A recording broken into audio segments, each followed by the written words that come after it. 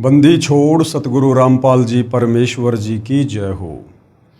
परमपिता परमात्मा सारी सृष्टि के रचनहार कुल मालिक असंख्य ब्रह्मांडों के स्वामी जगत गुरु तीनों लोकों में प्रवेश करके सबका धारण पोषण करने वाले राजाधिराज आत्माधार नाथों के नाथ देवों के देव महादेव सर्वेश्वर महेश्वर मृत्युंजय अजरो अमर आदि अनादि सनातनी प्रभु जगत पिता जगदीश्वर श्री श्री 1008 की उपाधि के वास्तविक अधिकारी अकाल मूर्त शब्द स्वरूपी राम वासुदेव सर्वगतम ब्रह्म परम पूज्य प्रथम पूज्य परम संत परम पुरुष परम धनी परम दयालु सत्य कबीर हक्का कबीर अल्लाहु कबीर अल्लाहु अकबर बाखबर अल्लाह ताला जगत के तारणहार जगत के मुक्तिदाता जगत के जगन्नाथ हारे के सहारे हिंदुओं के राम मुसलमानों के अल्लाह सिखों के वाहिगुरु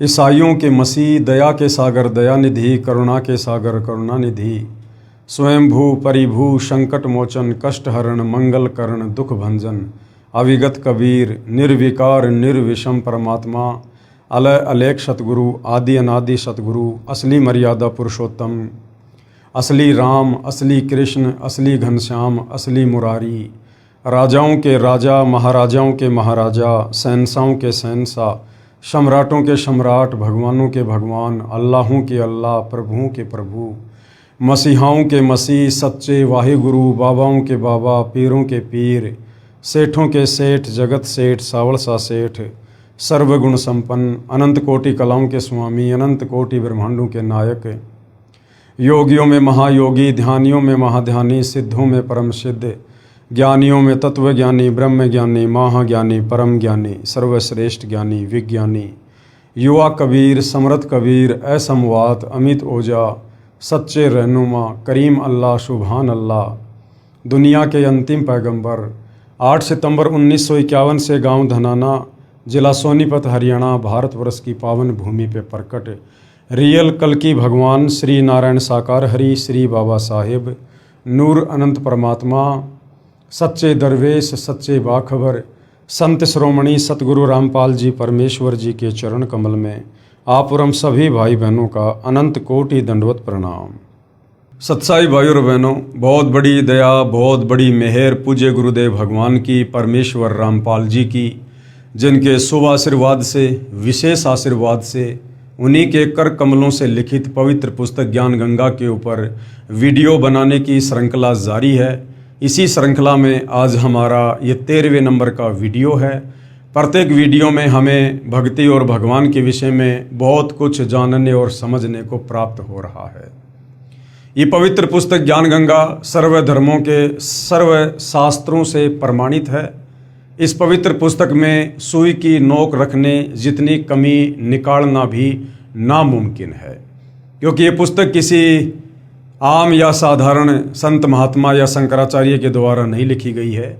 ये पुस्तक साक्षात गीता जी अध्याय 4 श्लोक नंबर 34 में वर्णित तत्वदर्शी संत के कर कमल से लिखी गई है, जिस तत्वदर्शी संत की भूमिका स्वयं कबीर परमात्मा परम अक्षर ब्रह्म सत्य पुरुष खुद ही निभाते हैं।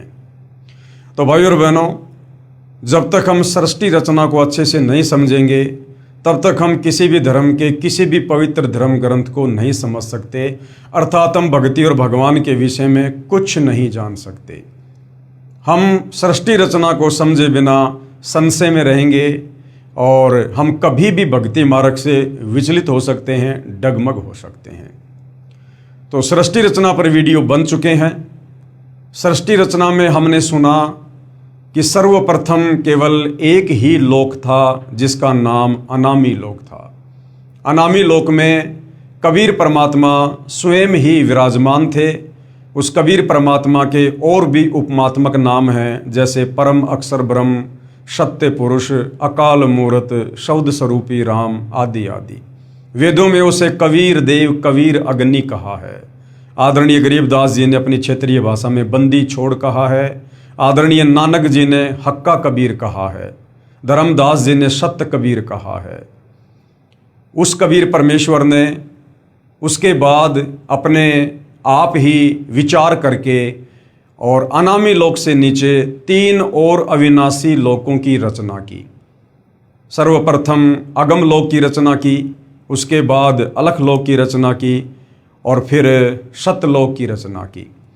इन तीनों लोकों में कबीर परमात्मा रूप रूपांतरण करते हुए स्वयं ही विराजमान हुए और अगम लोक में विराजमान होने के कारण उनका उपमात्मक नाम अगम पुरुष पड़ा। फिर अलख लोक में विराजमान होने के कारण उनका नाम अलख पुरुष पड़ा और फिर चौथे लोक सतलोक में विराजमान होने के कारण उनका उपमात्मक नाम सत्य पुरुष पड़ा।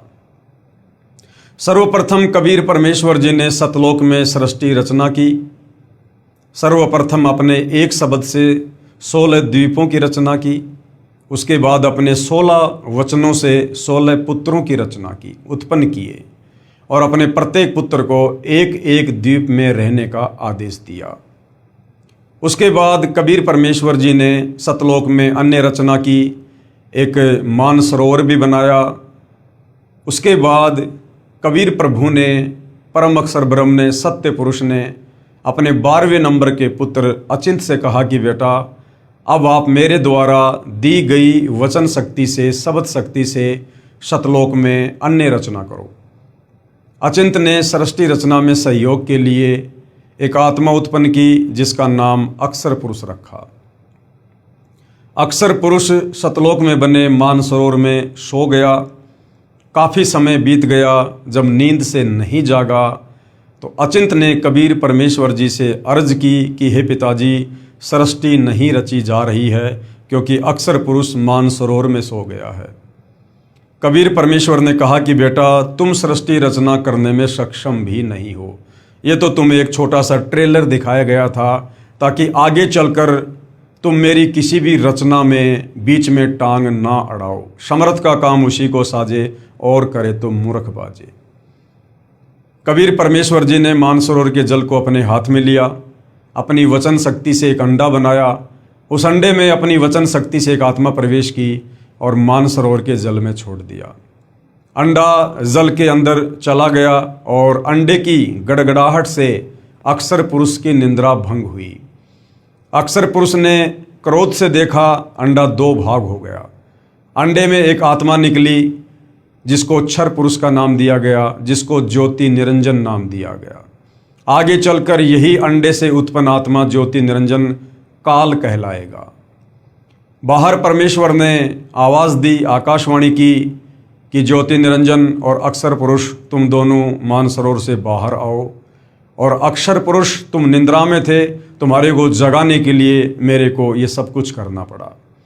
दोनों आत्मा मानसरोवर से बाहर आती हैं। कबीर परमेश्वर दोनों आत्माओं को आदेश देते हैं कि तुम दोनों अपने बड़े भाई अचिंत के लोक में रहो। तीनों एक ही लोक में रहने लगे, अचिंत, ज्योति निरंजन और अक्षर पुरुष। काफ़ी समय उपरांत ज्योति निरंजन के मन में एक खरपतवार उत्पन्न हुई कि हम तीनों भाई एक ही द्वीप में रह रहे हैं और हमारे बाकी अन्य 15 भाई अलग अलग द्वीपों में रह रहे हैं। ये सोचकर क्षर पुरुष यानी ज्योति निरंजन ने, जो आगे चलकर काल कहलाया, उसने एक पैर पर खड़ा होकर सतलोक में तप करना शुरू कर दिया, यानी हट करना शुरू कर दिया। जब ये सतलोक में तप कर रहा था तो उस समय अन्य बहुत सारी आत्माएं, जिसको कबीर परमेश्वर जी ने अपने वचन से उत्पन्न कर दिया था, सभी को रहने के लिए बढ़िया बढ़िया जगह, बढ़िया बढ़िया मकान और बहुत सारी सुविधा उपलब्ध करवा दी थी। हम सभी आत्माएं जो आज इस काल के किस ब्रह्मांड में फंसी हुई है, जब ये क्षर पुरुष सतलोक में तप कर रहा था, हम इसके चारों तरफ हो गए, हम इसके ऊपर आसक्त हो गए और हम इसकी प्रशंसा करने लगे। उसी समय कबीर परमात्मा भी आकाशवाणी के माध्यम से हमें सावधान किया करते थे कि बच्चों, इस नादान की नादानी को मत देखो, ये अपने कर्म फोड़ रहा है। तुम्हारे को किस चीज़ की कमी है, तुम आराम से रहो, मौज से रहो। हम ऊपर से तो सावधान हो गए, लेकिन अंदर से काल की जो चाहत थी वो कम नहीं हुई। हम उसकी प्रशंसा करते ही रहे। 70 युग तप करने के बाद कबीर परमेश्वर जी ने ज्योति निरंजन से पूछा कि भाई आपको क्या चाहिए, क्यों तप कर रहे हो। उसने कहा, पिताजी जहाँ मैं रह रहा हूँ वो जगह मेरे लिए कम है, मुझे अलग से राज्य प्रदान कीजिए।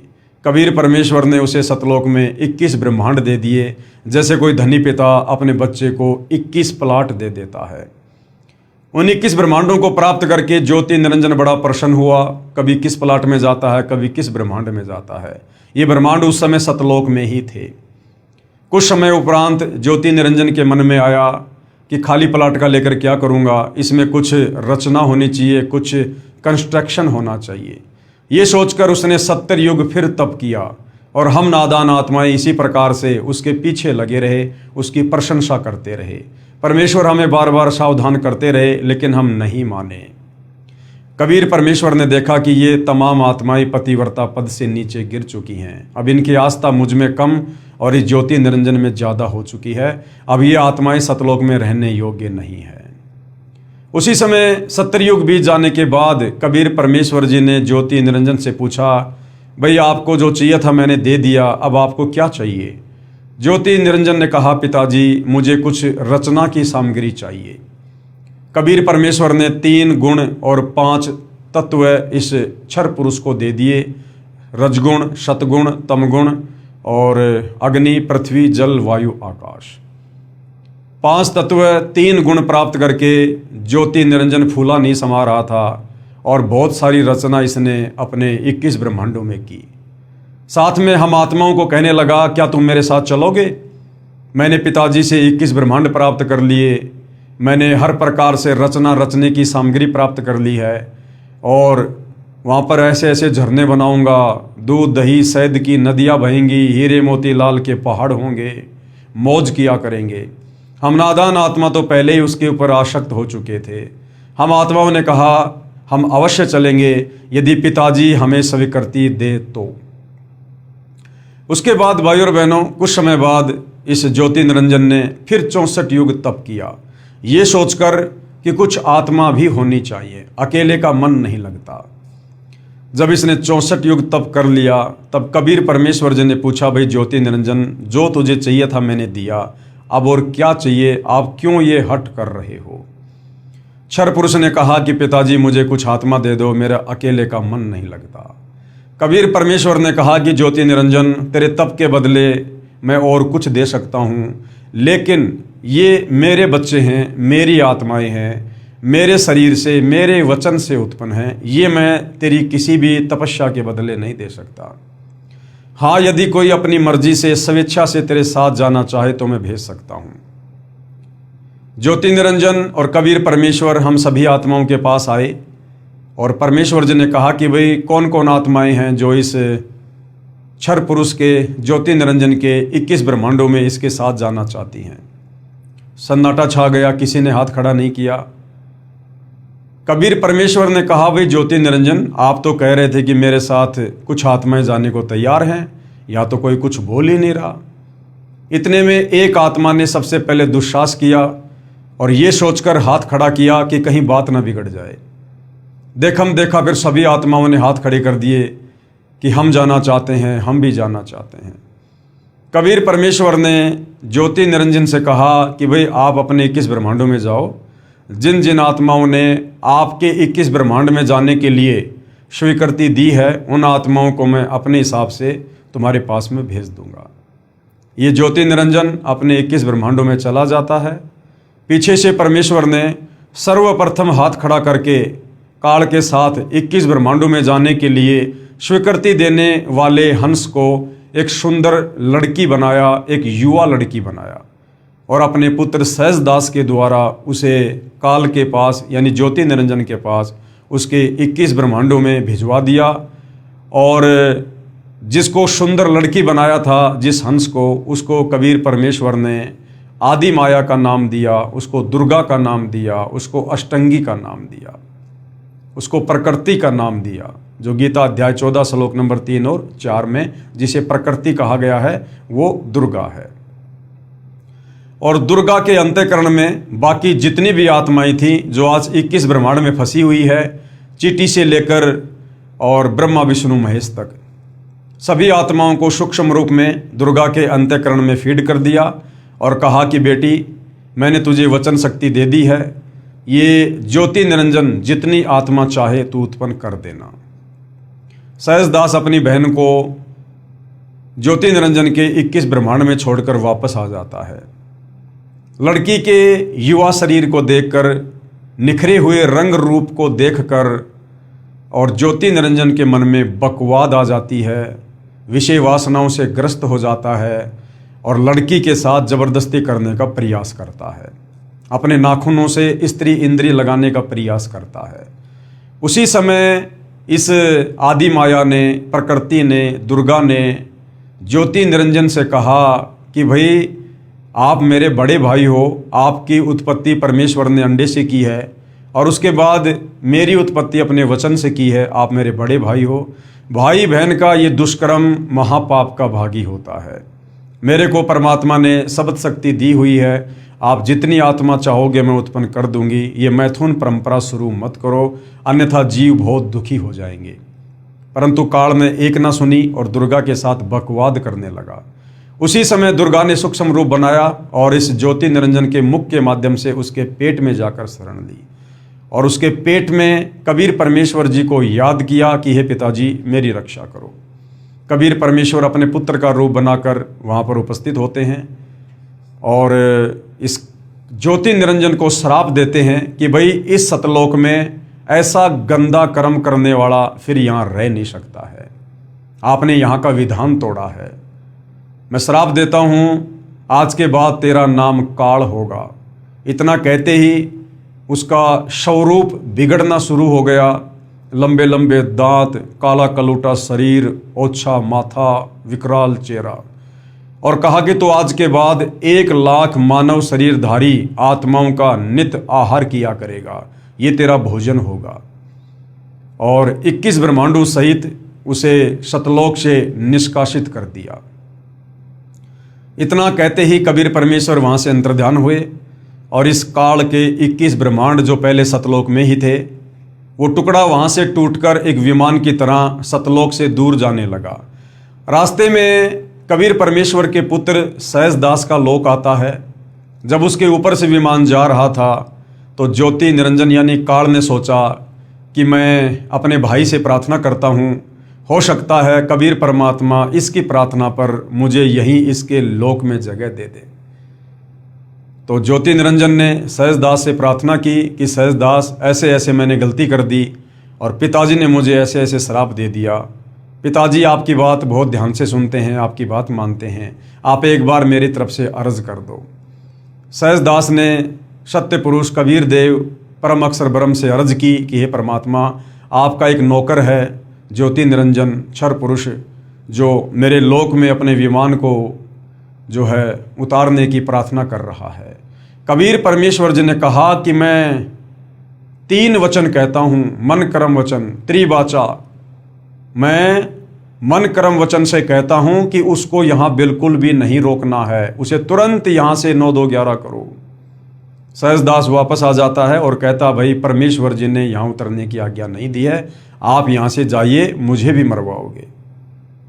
और काल के 21 ब्रह्मांड विमान की तरह सतलोक से 16 शंख कोस की दूरी पर आकर परमेश्वर कबीर जी की वचन शक्ति से स्थिर हो जाते हैं, एक जगह रुक जाते हैं, जैसे आजकल वैज्ञानिक गुरुत्वाकर्षण शक्ति का जिसको नाम देते हैं। उसके बाद इस ज्योति निरंजन ने काल ने दुर्गा से कहा कि अब मैं मनमानी करूँगा, मेरा जो कुछ बिगड़ना था बिगड़ चुका है, अब इससे ज़्यादा और क्या बिगड़ेगा। और इस काल ने दुर्गा के साथ में ज़बरदस्ती करने का प्रयास किया। दुर्गा ने बहुत समझाया लेकिन नहीं माना। दुर्गा को स्त्री इंद्रिय सतलोक में ही लगा चुका था लेकिन दुष्कर्म नहीं कर पाया था। उसके बाद इसने दुर्गा से शादी की और रति क्रिया करके पति पत्नी संबंध बनाकर 3 पुत्रों की उत्पत्ति की। बड़े पुत्र का नाम ब्रह्मा रखा, ब्रह्मा को रजोगुण से युक्त कर दिया। दूसरे का नाम विष्णु रखा, विष्णु को सतोगुण से युक्त कर दिया। तीसरे का नाम शंकर रखा, शंकर जी को तमोगुण से युक्त कर दिया। और उसके बाद तीनों पुत्रों को अचेत करके ब्रह्मा जी को कमल के फूल पर लेटा दिया, श्री विष्णु जी को शेषनाग की सैया पर लेटा दिया, शंकर जी को कैलाश पर्वत पर बैठा दिया। और उसके बाद इस काल ने दुर्गा से कहा कि दुर्गा, अब मैं प्रतिज्ञा करता हूँ 21 ब्रह्मांड में मैं किसी को भी अपने ओरिजिनल काल रूप में दर्शन नहीं दूंगा। यदि किसी को मेरे विषय में हकीकत का पता चल गया, सच्चाई का पता चल गया, और जब कभी वो कबीर परमात्मा इस लोक में आएंगे, अपनी आत्माओं को ज्ञान समझाएंगे, तो मुझे देखकर ये सारी आत्माएं यहाँ से सतलोक चली जाएंगी, फिर मेरे भोजन का क्या होगा। अब मैं 21वें ब्रह्मांड में गुप्त रहूँगा और सारी की सारी जिम्मेदारी दुर्गा तुम संभालोगी और तीनों पुत्रों के माध्यम से तुम सृष्टि को चलाओगी। और जब कभी कोई मुसीबत तुम्हारे ऊपर आए तो तुम मुझे याद करना, मैं वहाँ तुम्हारी मदद करूँगा। तुम केवल निमित्त बनी रहो, बाकी सारा कार्य गुप्त रूप से मैं स्वयं करूँगा। और काल अपने 21वें ब्रह्मांड में चला गया। उसके बाद इस काल ने दुर्गा के माध्यम से तीनों देवताओं को सचेत कर दिया, तीनों को आपस में मिला दिया और दुर्गा से कहा कि इन तीनों को समुद्र मंथन पर लेकर जाओ और समुद्र मंथन में मेरी कृपा से 4 वेद निकलेंगे, उन 4 वेदों को आप ब्रह्मा जी को दे देना। ऐसा ही हुआ। समुद्र मंथन के दौरान 4 वेद निकले जो काल ने पहले ही समुद्र में छुपा रखे थे। 4 वेद श्री ब्रह्मा जी को दे दिए गए। जब श्री ब्रह्मा जी ने 4 वेद पढ़े तो ब्रह्मा जी ने देखा कि कोई और ब्रह्म है, कोई और परमात्मा है जो मनुष्य दृश्य है, तेजोमय शरीर है, वो साकार है। उससे पहले जब ब्रह्मा जी दुर्गा जी से पूछा करते थे कि माता जी हमारा पिता कौन है, तो दुर्गा कहती थी बेटा मैं ही तेरी माँ हूँ, मैं ही तेरा पिता हूँ। लेकिन वेद पढ़ने के बाद पता चला कि कोई और ब्रह्म है। तो ब्रह्मा जी ने कहा कि माता जी वेदों में तो लिखा कि कोई और ब्रह्म है और वो प्राप्त हो सकता है, मानव सदृश्य रूप है उसका।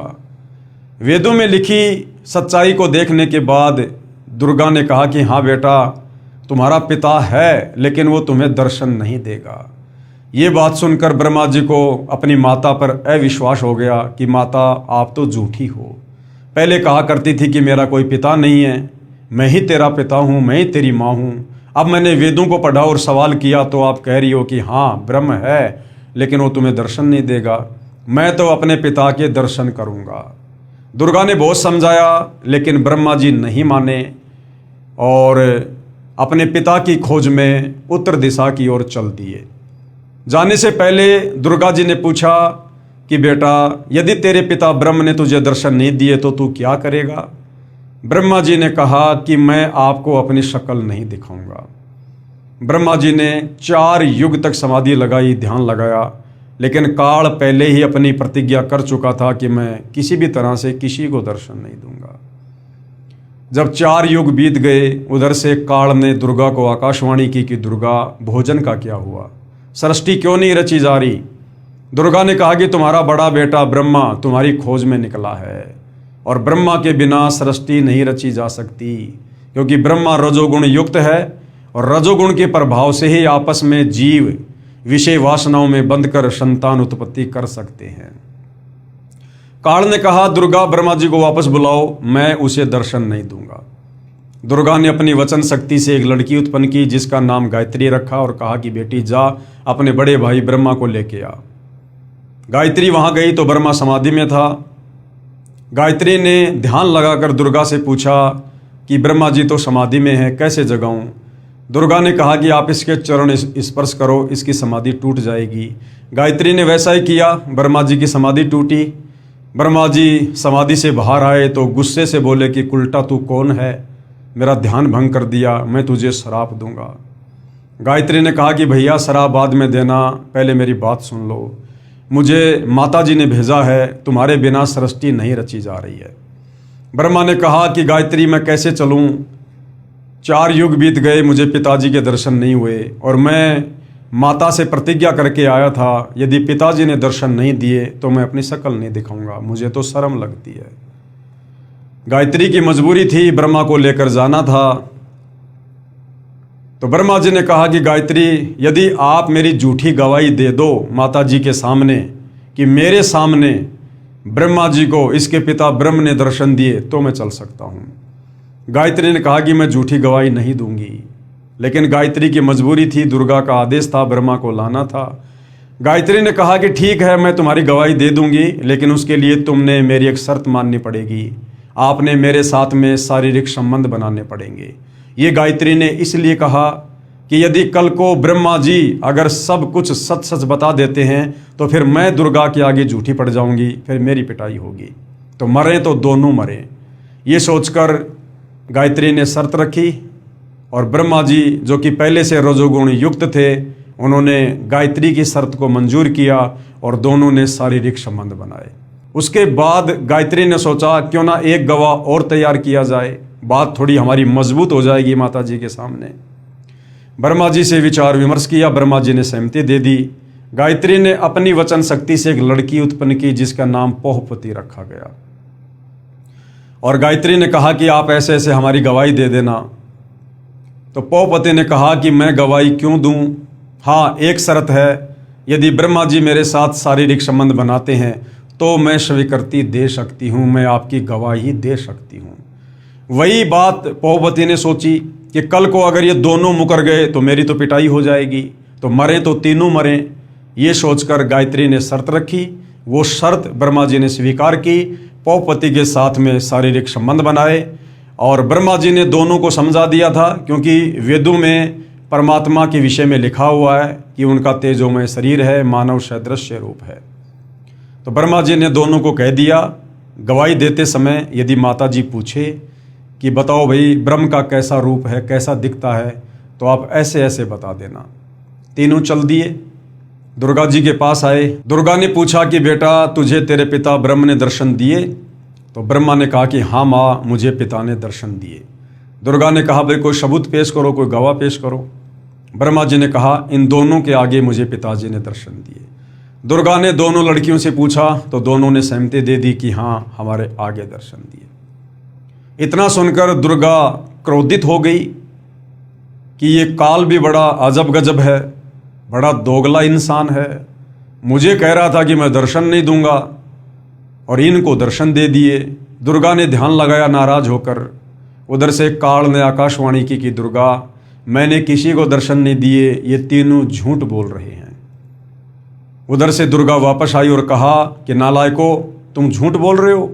अभी अभी तुम्हारे पिताजी की आकाशवाणी हुई है, उन्होंने कहा है कि मैंने किसी को दर्शन नहीं दिए। इतने में ब्रह्मा जी हंसने लगे और कहने लगे माता, मैं क्या करता, मेरी मजबूरी थी, मुझे शर्म लग रही थी। मैं आपको ये कहकर गया था यदि पिताजी के दर्शन नहीं हुए तो मैं अपनी शक्ल नहीं दिखाऊंगा।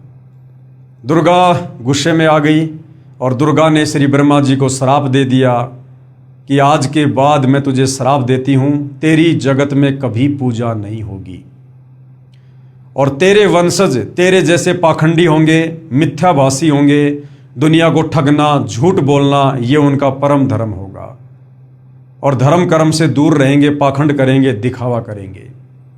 ब्रह्मा जी के वंशज हैं ब्राह्मण। ब्राह्मण और पंडित उसे कहते हैं जो आध्यात्मिक मार्ग में गुरुजन होते हैं, आध्यात्मिक मार्गदर्शक होते हैं। और आज हम देख रहे हैं भाई और बहनों, जितने भी लोग गुरु पद पर हैं, धर्म के ठेकेदार बने हुए हैं, सब शास्त्रों के विरुद्ध ही ज्ञान देते हैं, अपने धार्मिक धंधे के लिए दुनिया को गुमराह करके बैठे हुए हैं। ये सुनकर श्री ब्रह्मा जी मूर्छित हो गए, जमीन पर गिर पड़े। उसके बाद दुर्गा ने गायत्री को श्राप दिया कि तूने झूठी गवाही दी है, तू मृत लोक में गाय बनेगी और तेरे कई कई सांडपति होंगे।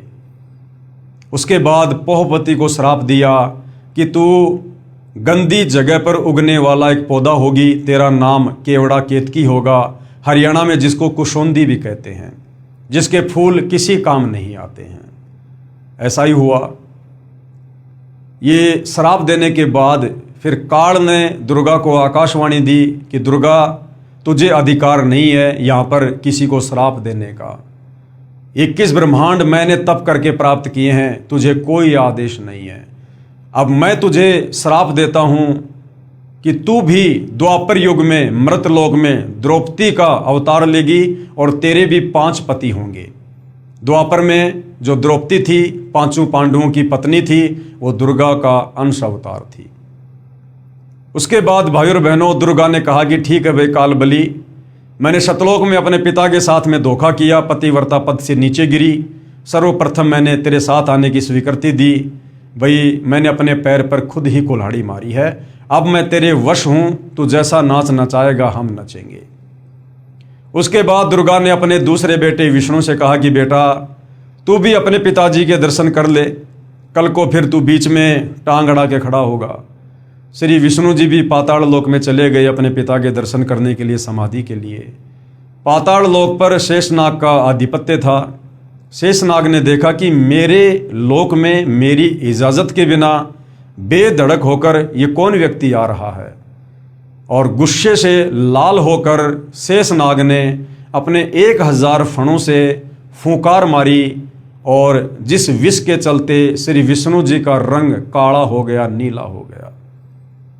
विष्णु जी ने सोचा कि देखो मैंने इसका कुछ बिगाड़ा नहीं, बेवजह इसने मेरा रूप बिगाड़ दिया, अभी मैं इसको मजा चखाता हूं। जैसे विष्णु आगे बढ़ने लगा, तुरंत काल ने आकाशवाणी की। काल ने सोचा अगर इसी प्रकार से ये आपस में लड़ते रहे तो मेरे भोजन का क्या होगा, सृष्टि को आगे कौन चलाएगा, जीवों की उत्पत्ति कौन करेगा।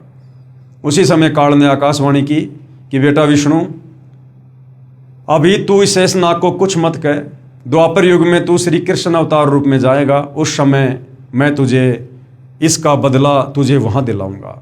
ये काली दह में कालिया नाम का नाग होगा, और उस समय तू इसकी मार पिटाई करके अपना बदला पूरा करना, और जाकर अपनी माताजी से सच सच कह देना कि मुझे पिताजी ने दर्शन नहीं दिए। अगर तूने झूठ बोला तो तेरी भी वही हालत होगी जो ब्रह्मा की हुई है। विष्णु जी वापस आ गए। दुर्गा जी ने पूछा कि बेटा तुझे तेरे पिता ने दर्शन दिए? तो विष्णु जी ने कहा कि नहीं माताजी, मुझे पिताजी ने दर्शन नहीं दिए। दुर्गा ये सुनकर बड़ी खुश हुई और कहा बेटा मैं तुझे आशीर्वाद देती हूँ, तू शतवादी होगा, तू शतोगुण युक्त होगा और जग में तेरी पूजा होगी। विष्णु जी चले जाते हैं। उसके बाद दुर्गा अपने तीसरे नंबर के पुत्र तमोगुणी शंकर के पास जाती है और बोली बेटा तू भी अपने पिता के दर्शन करके देख ले, कहीं तेरे भी मन में रह जाए, तेरे दोनों भाइयों को तो दर्शन दिए नहीं। इस मामले में शंकर जी बड़े होशियार निकले और कहा माता जी, जब मेरे 2 बड़े भाइयों को पिताजी ने दर्शन नहीं दिए तो मैं फिर व्यर्थ में प्रयत्न क्यों करूं। लेकिन माता जी मेरी एक अर्ज है, आप मुझे मृत्युंजय कर दो, मुझे अजरो अमर कर दो, मेरी कभी मृत्यु ना हो, क्योंकि शतलोक में हम मरा नहीं करते थे, इस आत्मा को चाहत है। दुर्गा ने कहा कि बेटा ये मेरे वश से बाहर की बात है, इस 21 ब्रह्मांड में जिसका जन्म हुआ उसकी मृत्यु निश्चित है। हाँ मैं तुझे एक विधि बताती हूँ जिससे तेरी आयु तेरे दोनों भाइयों से लंबी हो जाएगी। बेटा तू ऐसे ऐसे अपने ध्यान को 10वें द्वार में ले जाकर समाधि लगाया कर, अपने श्वासों को रोका कर, क्योंकि हमारा शरीर 21 ब्रह्मांड में देवताओं से लेकर मनुष्य का श्वासों पर आधारित है। जिसकी श्वासें जितनी ज़्यादा खर्च होंगी उसकी मृत्यु उतनी ही जल्दी होगी। तो हम देखते हैं कि शंकर जी ज़्यादातर समाधि में रहते हैं, ध्यान में रहते हैं, 10वें द्वार में जाकर श्वासों को रोक लेते हैं, जिस कारण से इनकी उम्र बहुत ज़्यादा है। इसके बाद काल ने दुर्गा को आकाशवाणी की और कहा कि दुर्गा अब इन तीनों को फिर से समुद्र मंथन पर लेकर जा और ऐसे ऐसे अब इनकी शादी कर।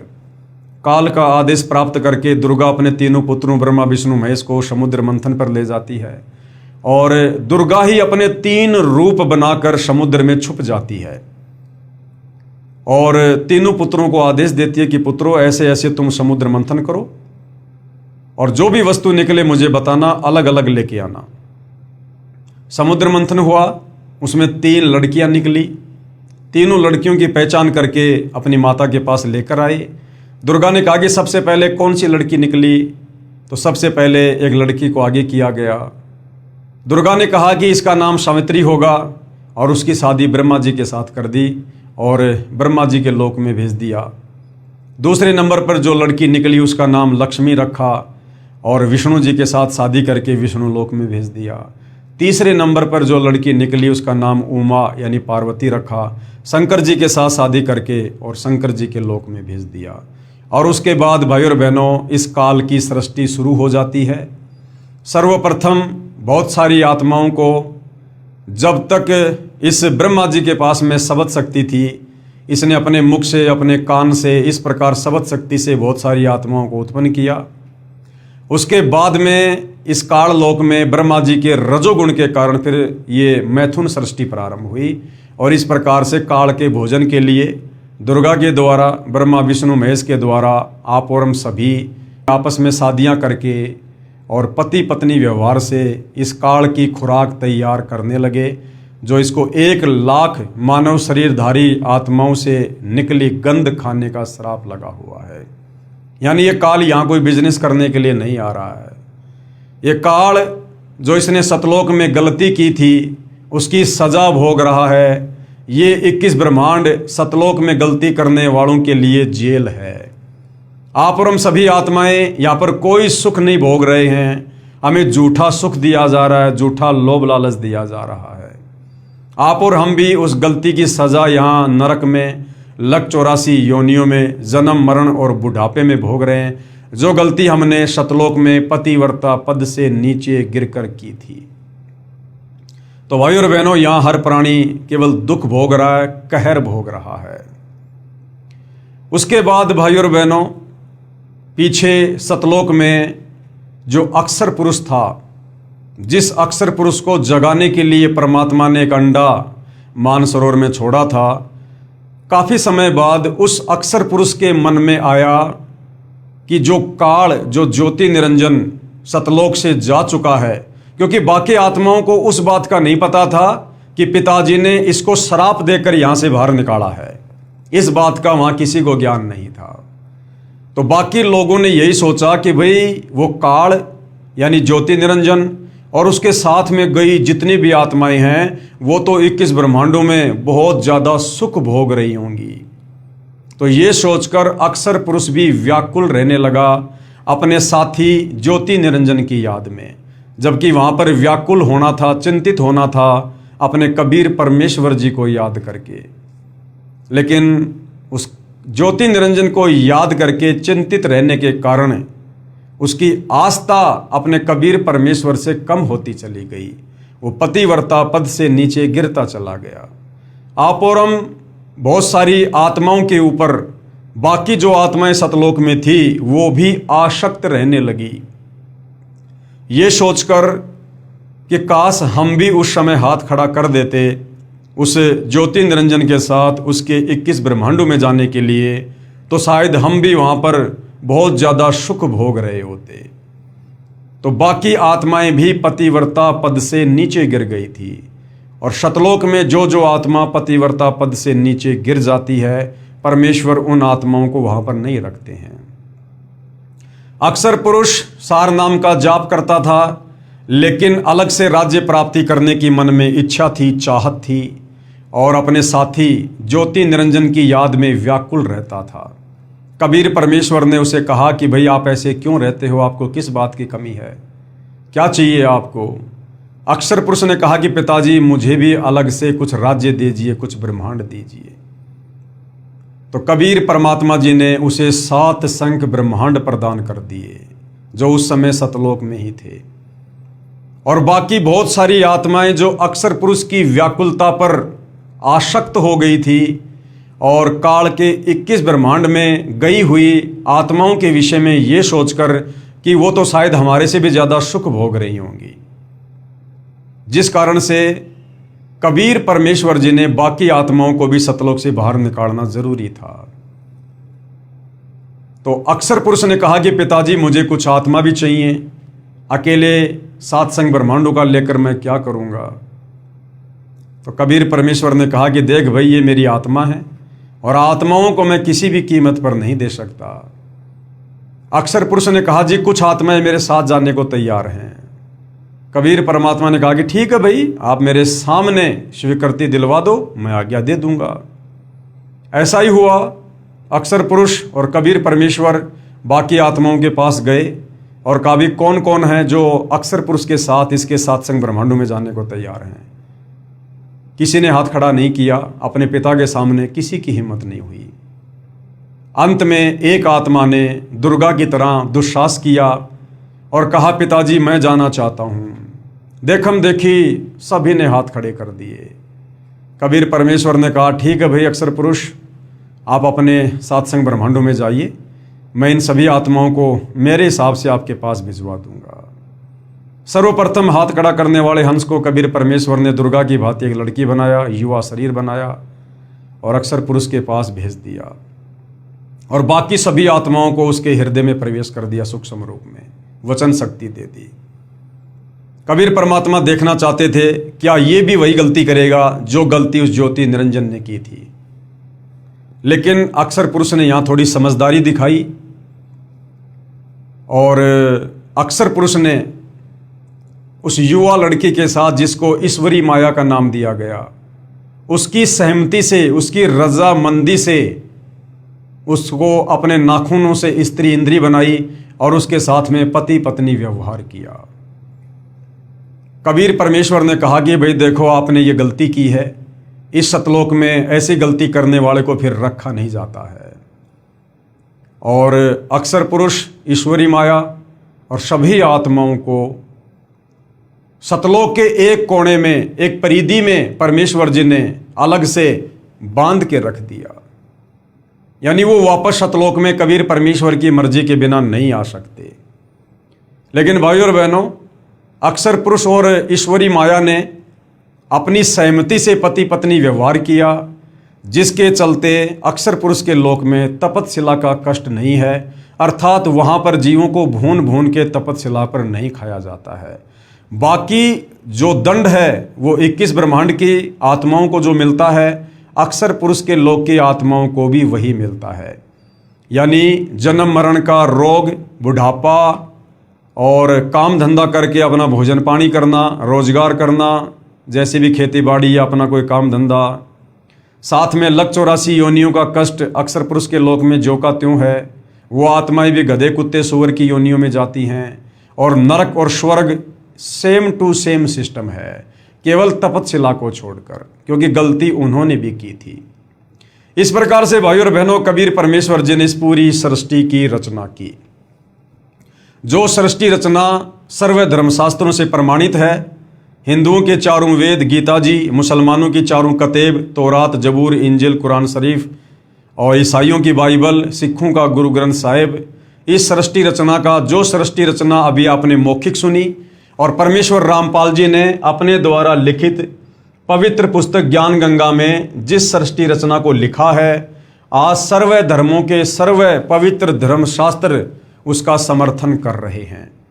साथ में पिछले वीडियो में आपको दिखाया कि बहुत सारे महापुरुष जिनको कबीर परमात्मा जिंदा बाबा के रूप में सतलोक से चलकर इस पृथ्वी पर प्रकट होकर उन्हें मिले और अपने द्वारा रची सृष्टि का ज्यों का त्यों ज्ञान समझाया कि बच्चों, आप किस प्रकार से सतलोक में रहा करते थे, सर्व लाभ और सर्व सुख भोगा करते थे, वहाँ तुम्हें किसी प्रकार का कोई कष्ट नहीं था, किसी वस्तु का कोई अभाव नहीं था, वहाँ पर जन्म और मृत्यु नहीं थी और लक 84 योनियों का कष्ट नहीं था, कोई नरक नहीं था। तुम अपनी गलती के कारण यहाँ पर फंसे हो। ये सृष्टि रचना उन महापुरुषों को सुनाई और साथ में उनकी आत्मा को निकाल कर सतलोक दिखाया, सतलोक के सुख दिखाए, काल का पूरा साम्राज्य दिखाया कि किस प्रकार से ये काल अपने भोजन के लिए अपनी व्यवस्था को ब्रह्मा विष्णु महेश और दुर्गा के माध्यम से व्यवस्थित किए हुए है। उन आत्माओं ने सृष्टि रचना से परिचित होकर और सतलोक से परिचित होकर आंखों देखकर फिर कबीर परमेश्वर जी की कलम तोड़ महिमा की। आदरणीय धर्मदास जी ने जो है कबीर सागर लिखा, आदरणीय जो है दादू जी ने दादू शब्दावली लिखी, मलुकदास जी ने भी अपना ग्रंथ लिखा, आदरणीय गरीबदास जी ने पांचवा वेद सूक्ष्म वेद सदग्रंथ साहिब लिखा और ज्यों का त्यों लेख सृष्टि रचना को लेकर जो आज हमारे शास्त्रों में है, जो 650 साल पहले बनारस के काशी में प्रकट कबीर परमेश्वर जी ने बताया था, आज तमाम महापुरुषों की वाणियाँ कबीर परमेश्वर जी की वाणियों का समर्थन कर रही हैं, ताकि भाइयों और बहनों आप और हमें विश्वास हो सके कि वास्तव में आप और हम इस काल के 21 ब्रह्मांड में जेल काट रहे हैं, नरक भोग रहे हैं और हम गलती करके सतलोक से यहाँ पर आए हुए हैं। उसके बाद भाइयों और बहनों, काशी में एक पंडित रामानंद जी हुए, जिन्होंने 650 साल पहले कबीर परमेश्वर जी के मुंह बोले गुरुदेव की भूमिका निभाई। जो पंडित रामानंद चारों वेदों के, गीता जी के 18 पुराणों के मर्मज्ञ थे और जो हिंदू धर्म का प्रचार प्रसार किया करते थे, वैष्णव संप्रदाय से जुड़े हुए थे। किस प्रकार से मात्र 5 वर्ष की लीला में उम्र में कबीर परमात्मा ने उस 104 वर्ष के महात्मा पंडित रामानंद जी को ज्ञान में मात दी और पंडित रामानंद जी को स्वीकार करना पड़ा कि वास्तव में मैं जो विष्णु की भक्ति कर रहा हूँ वो तो कबीर परमेश्वर की भक्ति के आगे ऊंट के मुंह में जीरे के बराबर भी नहीं है। तो भाई और बहनों, आप और हमें विश्वास हो जाना चाहिए कि वास्तव में हम यहाँ पर नरक भोग रहे हैं। हमें मनुष्य जन्म देकर थोड़ा बहुत सुख काल के द्वारा दे दिया जाता है, जिसमें हम तमाम कष्टों को भूल जाते हैं और ये काल इसी प्रकार से भूल भलैया में आप और हमें यहाँ पर कष्ट दे रहा है। फिर वो दयालु कबीर परमेश्वर, कबीर परमात्मा रह रहकर यहाँ पृथ्वी पर आते हैं, आप और हमारे जैसे इंसान बनकर आप और हमें समझाते हैं। कभी सतगुरु की भूमिका करते हैं, कभी जगत गुरु की करते हैं, कभी तत्वदर्शी संत की करते हैं और हमें ये संपूर्ण सृष्टि रचना बताते हैं, समझाते हैं कि बच्चों, तुम यहाँ के निवासी नहीं हो, तुम सतलोक के निवासी हो, तुम मेरे बच्चे हो और तुम अपनी गलती से यहाँ पर फंसे हुए हो। अब यदि तुम मेरी बात मान लोगे तो मैं तुम्हें वापस सतलोक ले जाऊंगा। वो सर्व सुख, वो सर्व साम्राज्य मैं तुम्हें वापस पुनः प्रदान कर दूंगा। जिन जिन आत्माओं ने कबीर परमेश्वर के वचन पर विश्वास किया, उनकी भक्ति की, अंत में उनका 21 ब्रह्मांड से छुटकारा हुआ। ठीक इसी प्रकार भाई और बहनों, आज पुनः वही कबीर परमात्मा, कबीर साहिब, सारी सृष्टि का मालिक, कुल का मालिक, आज 8 सितंबर 1951 से सतगुरु रामपाल जी के नाम से धरती पर पुनः प्रकट हैं। तत्वदर्शी संत की भूमिका करते हुए जो गीता जी अध्याय 4 श्लोक 34 में लिखा है कि अर्जुन, तत्वदर्शी संत के बिना तुझे कोई भी अध्यात्म के विषय में नहीं बता सकता है। तो आज पुनः हमें सृष्टि रचना सुनाकर, बताकर, समझाकर सतलोक के लिए तैयार करने का प्रयास कर रहे हैं। भाई और बहनों, आप और हमने भी पूरी शिद्दत के साथ में सतगुरु रामपाल जी के ज्ञान को समझकर और यहाँ से अपना पीछा छुड़वाने की सोचनी चाहिए, हमने विचार करना चाहिए। ऐसा मौका भाई और बहनों युगों युगों उपरांत मिलता है। अन्यथा आज हम मनुष्य जन्म में हैं, कल को फिर लक 84 योनियों में जाएंगे, गधे कुत्ते सूअर बनकर अपना कर्म भोगेंगे, फिर कर्म आधार से नरक में भी जाएंगे और इस काल की चक्की में इसी प्रकार से हम पिसते रहेंगे। तो आज वो मौका है, यदि कोई फायदा उठाना चाहे तो आगे भाई और बहनों, इस संपूर्ण सृष्टि रचना पर और इस संपूर्ण सच्ची कहानी पर जो आज सतगुरु रामपाल जी ने बताई और सर्व धर्मों के सर्व धर्मशास्त्र जिसको प्रमाणित कर रहे हैं, आप और हमें और कैसे दृढ़ विश्वास हो, इसके लिए और बहुत सारे जो पवित्र शास्त्र हैं उनमें भी लिखा हुआ है। और सतगुरु रामपाल जी ने ये पवित्र पुस्तक ज्ञान गंगा, इसके पेज नंबर 94 पर आप और हमें और क्या कुछ समझाना चाहा है। पवित्र शास्त्र भी कबीर देव यानी कबीर परमेश्वर के साक्षी हैं कि भाई वास्तव में असल में पूर्ण ब्रह्म परमात्मा कबीर देव, कबीर अग्नि, कबीर परमेश्वर ही हैं। इसी प्रकार कबीर देव यानी कबीर परमेश्वर ने मुसलमानों को बुरा नहीं कहा है, न ही पवित्र कुरान शरीफ को गलत कहा है। केवल उन काजी व मुल्लाओं को लताड़ा है जो सर्व समाज को कुरान शरीफ के वास्तविक ज्ञान के विपरीत मनमानी साधना करवा रहे हैं। जैसे पवित्र वेदों के बोलने वाला ब्रह्म कह रहा है कि पूर्ण परमात्मा कबीर देव के विषय में कोई जन्म लेकर अवतार रूप में आना मानते हैं, कोई कभी जन्म ना लेने वाला निराकार कहते हैं।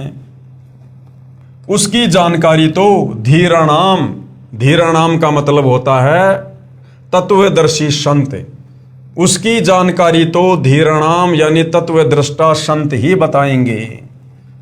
चारों वेदों का ज्ञान हो, चाहे पवित्र गीता जी का ज्ञान हो, ये इस काल ब्रह्म ने दिया है। और ये काल ब्रह्म कह रहा है कि भाई परमात्मा के विषय में सही सही व्याख्या कोई तत्वदर्शी संत ही बता सकता है। बाकी अपनी अपनी अटकलबाजी से कोई कहता है कि परमात्मा जन्म लेकर आता है, जैसे राम और कृष्ण आते हैं। कोई कहता है कि परमात्मा तो निराकार है, वो जन्म लेके नहीं आता है।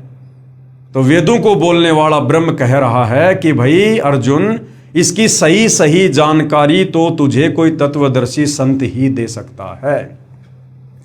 मैं ब्रह्म यानी काल नहीं जानता, यजुर्वेद अध्याय 40 मंत्र 10 इस बात का प्रमाण है। इसी का प्रमाण पवित्र गीता अध्याय 4 श्लोक 34 तथा अध्याय 15 श्लोक 1 से 4 में भी है कि अर्जुन, तू किसी तत्वदर्शी संत की खोज कर ले।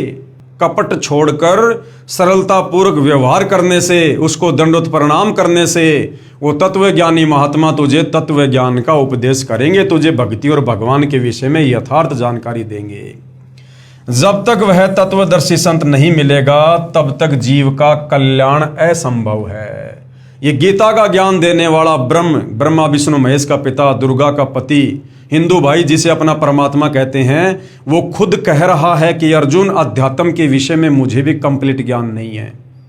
अगर तुझे मेरे जाल से बाहर निकलना है, जन्म मरण के कष्ट, लख 84 योनियों के कष्ट से बाहर निकलना है, तो भाई तू किसी तत्वदर्शी संत की खोज कर ले। और भाई और बहनों, बड़े सौभाग्य से वह तत्वदर्शी संत वर्तमान में सतगुरु रामपाल जी हैं। वह संत अब आ गया है। इन तत्वदर्शी संत महात्मा जी को पहचानो। यानी वह तत्वदर्शी संत कौन है? सतगुरु रामपाल जी। अब उनकी पहचान करो, पहचान। और पहचान कैसे होगी? पहचान होगी उनके सत्संग सुनने से, उनके द्वारा लिखित पुस्तकों को पढ़ने से। आगे भाई और बहनों, पवित्र कुरान शरीफ में प्रमाण कि कबीर ही परमात्मा है, कबीर ही अल्लाह है। कुरान शरीफ का ज्ञान देता ये ब्रह्म ही है। जैसे गीता का ज्ञान देने वाला ब्रह्म है, ऐसे ही कुरान का ज्ञान देने वाला भी यही ब्रह्म है, मुसलमान भाई जिसे अपना अल्लाह कहते हैं। इसी प्रकार पवित्र कुरान शरीफ के अध्याय सूरत फुरकानी संख्या 25 आयत 52 से 59 में कहा है कि वास्तव में इबादही कबीरा, इबादही कबीरा यानी पूजा के योग्य कबीरा, पूजा के योग्य कबीर अल्लाह है।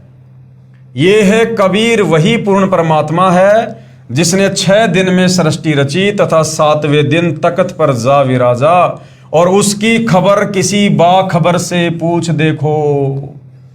कुरान शरीफ का ज्ञान देने वाला मुसलमान भाई जिसे अपना अल्लाह कहते हैं, ये वास्तव में ब्रह्म है, ब्रह्मा विष्णु महेश का पिता है, दुर्गा का पति है, जो हजरत मोहम्मद जी को कुरान शरीफ का ज्ञान दे रहा है। अब भाई और बहनों, चक्कर क्या है?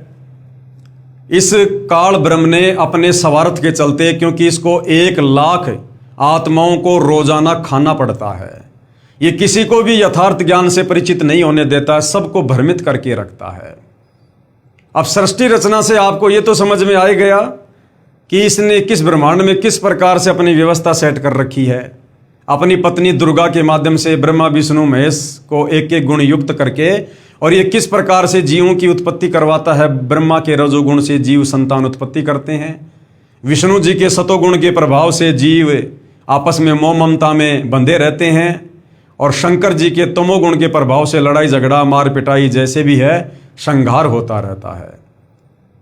अब भाइयों और बहनों, ये धर्म आज से 5000 साल पहले नहीं थे। ना अलग से कोई हिंदू धर्म था, ना कोई मुसलमान धर्म था, ना कोई सिख धर्म था, ना कोई ईसाई धर्म था। सब लोग सनातनी थे। सनातनी उनको कहा जाता था जो वेदों के अनुसार भक्ति किया करते थे। लेकिन भाइयों और बहनों, जब कबीर परमात्मा सतलोक से चलकर हम आत्माओं की सुध लेने के लिए इस काल के 21 ब्रह्मांड में जब प्रथम बार आए, हम आत्माओं को दुखी देखकर, तो इस काल के 21वें ब्रह्मांड में जो तपतशिला है, जहां ये जीवों को भून भून के खाता है, वहां पर कबीर परमात्मा अपने पुत्र जोगजीत के रूप में आए थे। और इस काल के साथ में कुछ वार्ता हुई थी, कुछ एग्रीमेंट हुए थे, और इस काल ने कुछ वचन लिए थे कि परमात्मा 3 युगों में आप जीव थोड़े लेकर जाना, और चौथा युग जब कलयुग आए तब आप कितने जीव वापस सतलोक ले जाना अपना ज्ञान समझा के। तो अब इस काल को पता था कि चौथे युग में वो कबीर परमात्मा आएगा और इन आत्माओं को ज्ञान समझाकर, सारा भेद बताकर, सृष्टि रचना समझाकर मेरे जाल से छुटाकर लेकर जाएगा।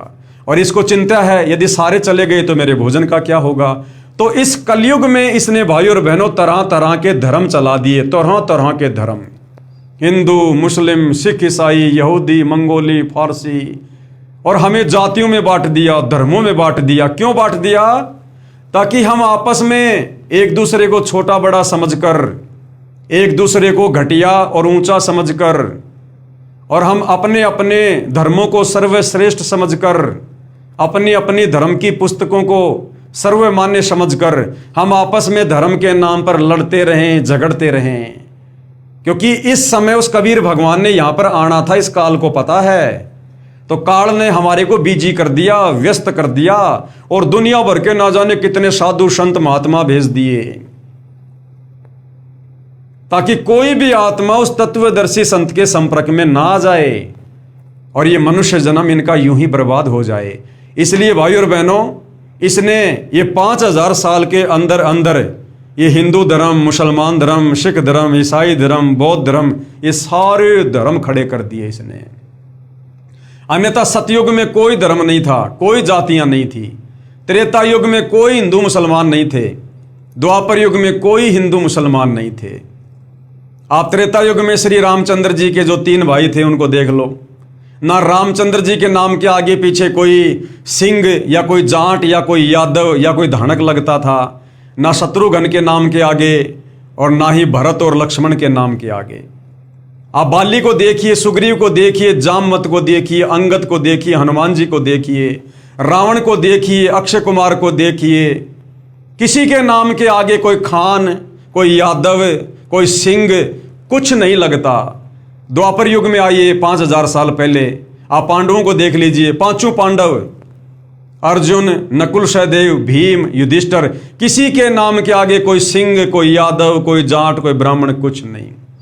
100 कौरव थे, किसी के नाम के आगे कुछ नहीं। दुर्योधन, दुशासन, शकुनी, धृतराष्ट्र वगैरह वगैरह। कोई जाति सूचक शब्द नहीं, कोई धार्मिक शब्द नहीं, कोई सिंह नहीं, कोई यादव नहीं, कोई शर्मा नहीं, कोई ठाकुर नहीं, कोई राजपूत नहीं। क्योंकि द्वापर, त्रेता और सतयुग तक कोई धर्म नहीं था। उस समय तक काल को कोई खतरा नहीं था, क्योंकि परमात्मा ने वचन दिया था कि मैं चौथे युग में अपना ज्ञान समझाकर जीवों को लेकर जाऊंगा। तो ये चौथा युग कलयुग चल रहा है। इस समय काल को चिंता लगी हुई है कि कहीं वो तत्वदर्शी संत आ गया और ये तमाम आत्माएं उसके पीछे लग गई, सबको सृष्टि रचना समझ में आ गई, तो मेरा तो 21 ब्रह्मांड खाली हो जाएगा। फिर मैं रोजाना 1 लाख खाने के लिए जीव कहां से लाऊंगा? इसलिए भाई और बहनों, इसने मुसलमान धर्म बना दिए, हिंदू धर्म बना दिया। मुसलमान धर्म में इसने अलग से 4 किताबें दे दी, तौरेत, जबूर, इंजिल, हदीसें, कुरान शरीफ, कुरान मजीद, ताकि मुसलमान इन्हीं को सर्वश्रेष्ठ मानकर इनमें उलझे रहें। हिंदुओं को 4 वेद दे दिए, गीता दे दी, 18 पुराण दे दिए, 6 शास्त्र दे दिए, कि हिंदू इन्हीं को सर्वश्रेष्ठ मानकर इनमें उलझे रहें। सिखों को गुरु ग्रंथ साहिब दे दिया कि इसमें लगे रहें। ईसाइयों को बाइबल दे दी, तुम इसमें लगे रहो। और जब वो सच्चा संत, सच्चा परमात्मा धरती पर आए तो उसकी बात कोई मत सुनना। इसलिए भाइयों और बहनों, ये जो ब्रह्म है, ये ब्रह्मा विष्णु महेश का बाप है, दुर्गा का पति है। और इसी ने द्वापर युग में महाभारत के समय अर्जुन को गीता जी का ज्ञान दिया, श्री कृष्ण जी के शरीर में प्रवेश करके। ठीक इसी प्रकार आज से 1400 साल पहले हजरत मोहम्मद को इसी ब्रह्म ने, मुसलमान भाई जिसे अपना अल्लाह कहते हैं, वो यही काल है, यही ब्रह्म है, इसी ने हजरत मोहम्मद को यह ज्ञान दिया। और आप जब पढ़ेंगे तो आपको लगेगा सेम सेम है, बिल्कुल सेम सेम।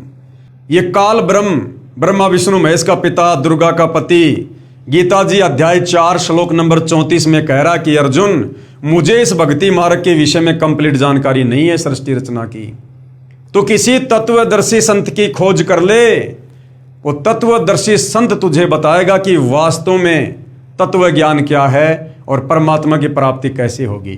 ठीक इसी प्रकार ये ब्रह्म, जिसको मुसलमान अल्लाह कहते हैं, इसने हजरत मोहम्मद को कहा कि ए पैगंबर, वो जिंदा पर भरोसा कर जो तुझे मिला था। यानी कबीर परमात्मा जिंदा बाबा रूप में और हजरत मोहम्मद जी को मिले थे, उनको प्रथम नाम दिया था, भक्ति बताई थी। बाद में शैतान के प्रभाव से हजरत मोहम्मद ने वो भक्ति छोड़ दी और इस काल वाली भक्ति को अपना लिया। तो वो ब्रह्म, वो काल कह रहा कि ऐ हजरत मोहम्मद, तुझे जो जिंदा बाबा मिला था कबीर, और उसने तुझे जो भक्ति बताई उस पर यकीन कर। इन काफिरों का कहना मत मानना। काफिर यानी जो एक अल्लाह की पूजा ना करके बाकी औरों को पूजते हैं, देवी देवताओं की पूजा करते हैं। और कहा कि उस कबीर अल्लाह की जानकारी किसी बाखबर से जा पूछो, किसी बाखबर से, उसकी खबर किसी बाखबर से पूछो। अब मुसलमान धर्म में बाखबर कहते हैं तत्वदर्शी संत को, जो शास्त्रों के विषय में जानता है। तो भाई और बहनों, दोनों धर्मों के शास्त्रों का ज्ञान सेम है, क्योंकि ज्ञान देने वाला यही काल है, यही ब्रह्म है। केवल आप और हमें इसने धर्मों में आपस में बांटकर भ्रमित कर रखा है। और इसी भ्रमणा को तोड़ने के लिए अब शतलोक से चलकर वही कबीर परमेश्वर, उसे चाहे जिंदा बाबा को हो, चाहे बाखबर को हो, चाहे धीरानाम संत को हो, चाहे तत्वदर्शी संत को हो, सतगुरु को हो, जगत गुरु को हो, वही कबीर परमात्मा सतगुरु रामपाल जी के नाम से धरती पर प्रकट हैं। अगर फायदा उठा सको तो उपदेश लेकर उठा लो। पवित्र कुरान शरीफ को बोलने वाला अल्लाह यानी ये काल स्वयं किसी और कबीर नामक प्रभु की तरफ संकेत कर रहा है तथा कह रहा है कि पूर्ण परमात्मा कबीर के विषय में मैं भी नहीं जानता। जैसे गीता जी में अर्जुन को कह रहा है कि परमात्मा के विषय में मैं भी नहीं जानता, किसी तत्वदर्शी संत से पूछ ले। इसी प्रकार कुरान का ज्ञान देते समय हजरत मोहम्मद को यही ब्रह्म कह रहा है कि उस कबीर के बारे में मैं नहीं जानता, तू किसी बाखबर से जा पूछ। उसके विषय में किसी तत्वदर्शी संत, मुसलमान धर्म में बाखबर कहते हैं, उससे पूछो। कबीर देव ने यानी कबीर परमेश्वर जी ने यही कहा था कि मैं स्वयं पूर्ण परमात्मा अल्लाह कबीर अकबीरू हूं। अपने समस्त ज्ञान का संदेशवाहक रूप में मैं स्वयं ही आया हूं कि सतलोक से चलकर और अपने यथार्थ ज्ञान को देने के लिए मैं स्वयं ही आया हूं और मुझे पहचानो। परंतु ऐसे ही आचार्यों ने पहले भी परमेश्वर के वास्तविक ज्ञान को जनता तक नहीं जाने दिया। 650 साल पहले कबीर परमात्मा बनारस के काशी में लहरतारा तालाब पर शतलोक से चलकर एक कमल के विकसित फूल पर शिशु रूप में प्रकट हुए, जैसा कि वेदों में उनकी महिमा लिखी हुई है। लेकिन हमारे इन काल प्रेरित आचार्यों ने, शंकराचार्यों ने, इन धर्म गुरुओं ने अपने धार्मिक धंधे के चलते, अपने स्वार्थ के चलते, काल प्रेरणा के चलते इस सच्चाई को ऊपर नहीं आने दिया और कह दिया कि कबीर तो अनपढ़ जुलाहा है। कबीर क्या जाने शास्त्रों में क्या लिखा है, क्योंकि उस समय सर्व शास्त्र संस्कृत भाषा में थे। आम व्यक्ति को पढ़ने लिखने का अधिकार नहीं था। कबीर परमात्मा उस समय एक निर्धन गरीब अनपढ़ जुलाई की भूमिका कर रहे थे, जिस कारण से भाई और बहनों इन नकली धर्म गुरुओं की दाल गल गई। लोगों ने सोचा भाई कबीर तो जुलाहा है, ये तो कभी स्कूल गया ही नहीं, इसको तो संस्कृत आती नहीं, इसे क्या पता शास्त्रों में क्या लिखा है। लेकिन उस समय कबीर परमात्मा ने जो जो बताया और जो कबीर सागर में लिखवाया, आज सर्व धर्मों के सर्व ग्रंथ उसके साक्षी हैं। अपने समस्त ज्ञान का संदेशवाहक रूप में मैं स्वयं ही आया हूं, मुझे पहचानो। परंतु ऐसे ही आचार्यों ने पहले भी परमेश्वर के वास्तविक ज्ञान को जनता तक नहीं जाने दिया। कहा करते थे कि कबीर तो अशिक्षित है यानी अनपढ़ है, यह संस्कृत तो जानता ही नहीं, हम शिक्षित हैं। इस बात पर पहले तो भगत जन गुमराह हो गए थे, परंतु अब यानी वर्तमान समय में इस कलयुग की बिचली पीढ़ी में सर्व समाज शिक्षित है। आज आप और हम सब पढ़े लिखे हैं। इन मार्ग भ्रष्ट आचार्यों की दाढ़ नहीं गल रही है। कोशिश तो आज भी बहुत कर रहे हैं सर्व धर्मों के ठेकेदार आचार्य शंकराचार्य, कोशिश तो आज भी बहुत कर रहे हैं कि संत रामपाल जी के ज्ञान को ऊपर ना जाने दिया जाए। लेकिन आज परमेश्वर ने सबसे पहले हमें शिक्षित किया, हमें सर्व धर्मशास्त्रों से परिचित करवाया, सर्व धर्मशास्त्रों का सर्व भाषाओं में अनुवाद करवाया, इन पुस्तकों को हर जगह उपलब्ध करवाया ताकि हम आसानी से नीर खीर का निबेरा कर सकें, सही और गलत का निर्णय कर सकें। इसलिए आज इन मार्ग भ्रष्ट धर्म गुरुओं की, चाहे वो किसी भी धर्म के हैं, आज इनकी दाढ़ नहीं गल रही है और ना गलेगी, क्योंकि सतगुरु रामपाल जी का ज्ञान सर्व समाज में जा चुका है। तो कुरान शरीफ में और क्या लिखा है? सल्लही अल्लाह जसदी मुहम्मदिन फिल अज्जसाही अल्लाहुम मैं सल्लही अल्लाह कबीर कबीर मोहम्मद फिल कबूरी फजाइले जिक्र।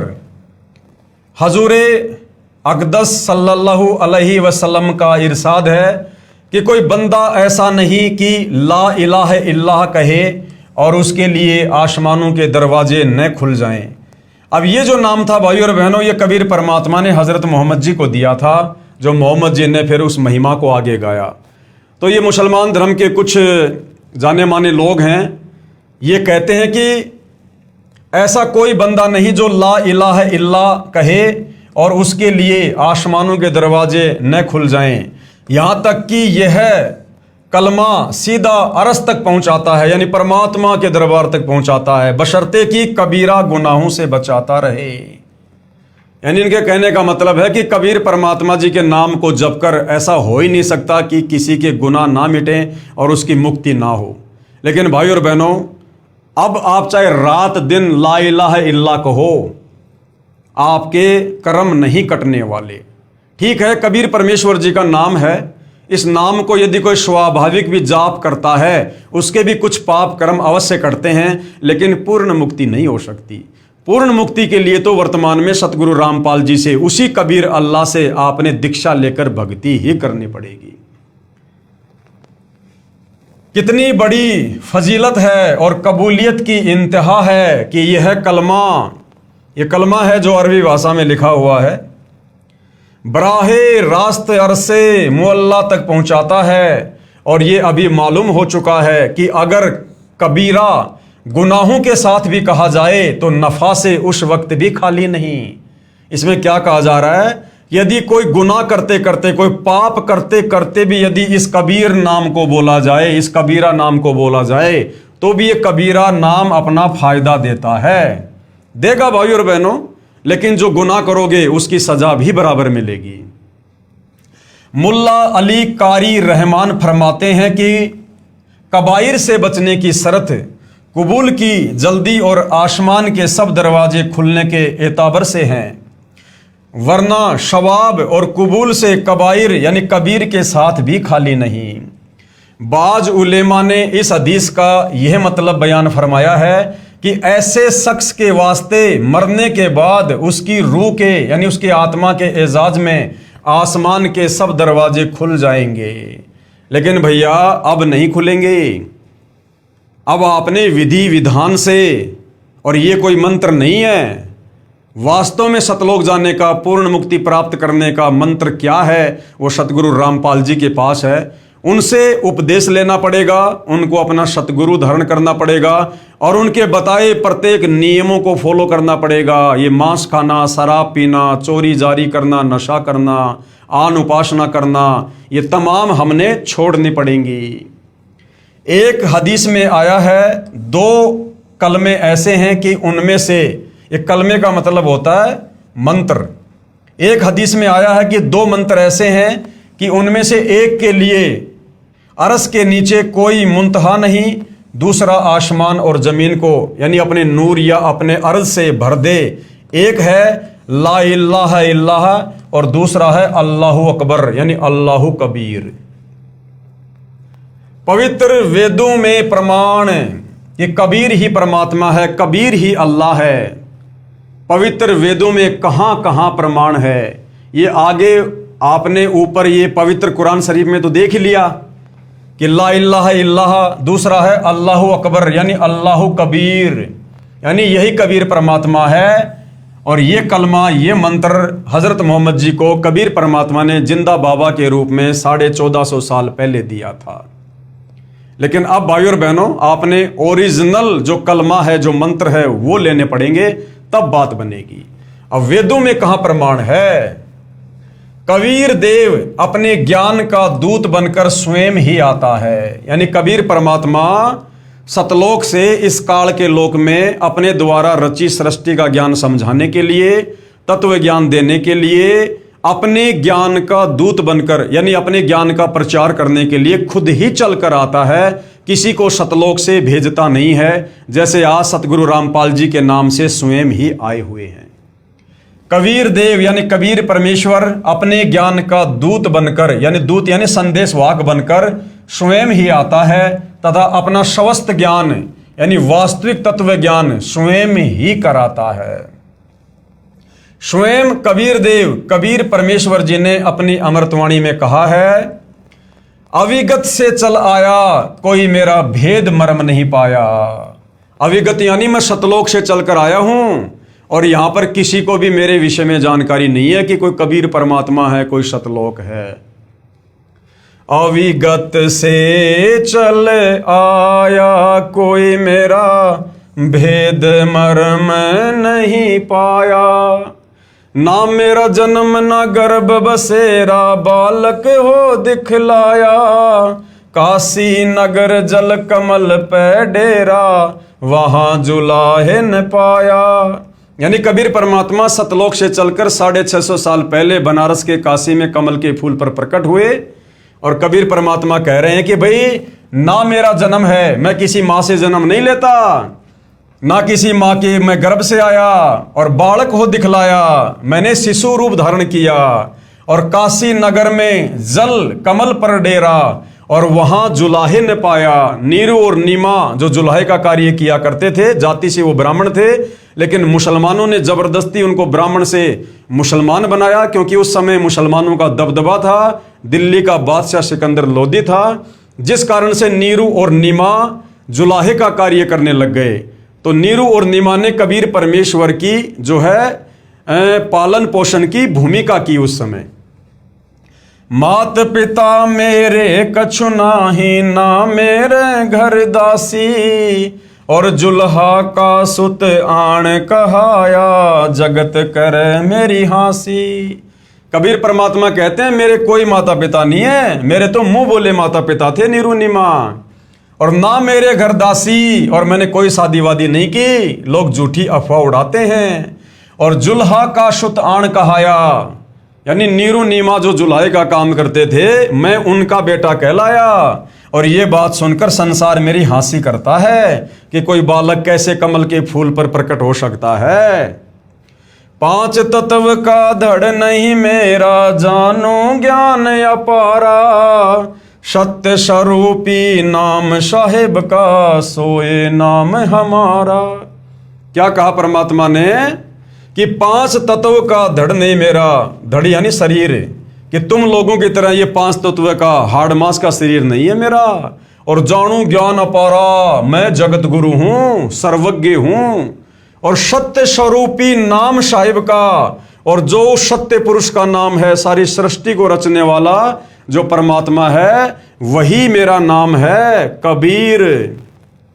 अधर दीप गगन गुफा में तानिज वस्तु सारा, ज्योत स्वरूपी अलख निरंजन भी धरता ध्यान हमारा। कि मैं सतलोक में रहता हूं, सबसे ऊपर टॉप मोस्ट पैलेस पर, और तुम्हारा जो ये ज्योति निरंजन है ना, ये ज्योति निरंजन ब्रह्म, ये काल, ये भी मेरा ही ध्यान धरता है, इसका इष्ट देव भी मैं ही हूं। हाड़ चाम लहू ना मेरे, कोई जाने सतनाम उपासी, तारण तरण अभय पद दाता, मैं हूं कबीर अविनाशी। उपरोक्त शब्द में कबीर परमेश्वर जी कह रहे हैं कि न तो मेरी कोई पत्नी है, न ही मेरा 5 तत्व यानी हाड़ चाम लहू अर्थात नाड़ियों के जोड़ जुगाड़ वाली काया है, मेरा ऐसा शरीर नहीं है।